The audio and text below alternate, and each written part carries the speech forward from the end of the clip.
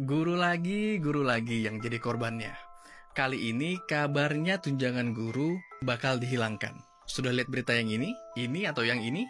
Dosen sudah kena. Dan guru SD, guru SMP, dan guru SMA nunggu gilirannya aja. Ini tuh aneh.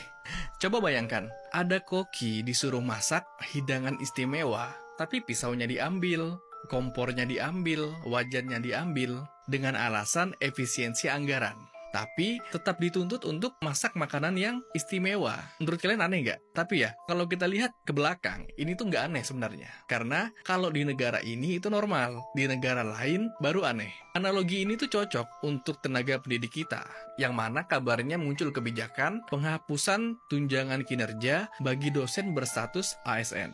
Seperti koki tadi, tenaga pendidik kita itu diambil hak-haknya, tapi dituntut untuk menghasilkan anak-anak yang berkualitas. Ini tuh membingungkan. Coba kita telusuri alasannya ya. Kita lihat dari Kompas dan Tempo. Yang pertama, alasannya karena sering berubah-ubahnya nomenklatur kementerian. Bagi yang nggak tahu, nomenklatur ini kayak misalkan nih kemarin itu kan Distekdikti jadi Kemendikbud. Kemudian dari Kemendikbud jadi yang kayak sekarang yaitu Disbudristek atau Disbudsaintek kalau nggak salah. Ini tuh masih belum fix sehingga membuat Kementerian Keuangan jadi bingung. Sebenarnya kejelasan nomenklatur itu kayak gimana? Karena misalkan nggak jelas, ya penganggaran itu nggak bisa. Tapi sampai saat ini masih belum ada kejelasan, sedangkan penganggarannya mau dilaksanakan, yang berdampak kemungkinan tunjangan kinerja untuk dosen itu nggak ada untuk tahun ini. Makanya kadang aneh ya, apa alasan pejabat-pejabat kita itu terobsesi buat ganti-ganti nama atau buat singkatan-singkatan yang sebenarnya nggak perlu-perlu banget kan? Akhirnya malah mengakibatkan tenaga pendidik kita terancam nggak dapat tunjangan kinerja,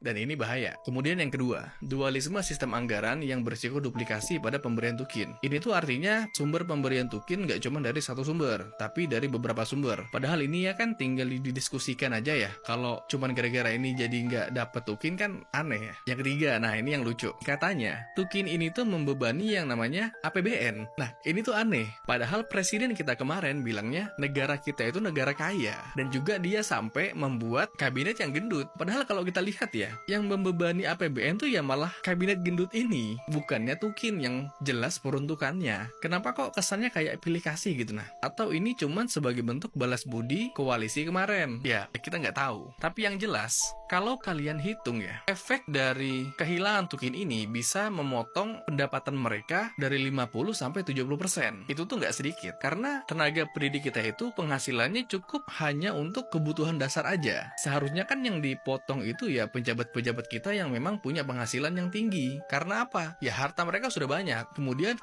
gaji yang tinggi itu untuk apa gitu nah. Kenapa kok yang dipotong itu selalu yang kroco-kroconya, yang kecil-kecil kayak gini? Kadang tuh saya aneh gitu nah. Tapi kalau saya pikir lagi, melihat ke belakang lagi ya, akhir-akhir ini memang kebijakan pemerintah itu agak wadaw. Jadi ya kayak normal aja gitu kalau yang dirugikan ya yang orang-orang kayak kita. Jadi pertanyaannya, sebenarnya pemerintah itu membuat skala prioritas itu kayak gimana? Apakah memang pengen Indonesia emas atau Indonesia cemas? Karena kalau kayak gini terus, bukan cuman guru yang bakal kena, tapi tenaga kesehatan bisa. Atau tenaga-tenaga lain yang bisa dibilang bukan pejabat. Oke, mungkin itu saja dari saya. Gimana menurut kalian?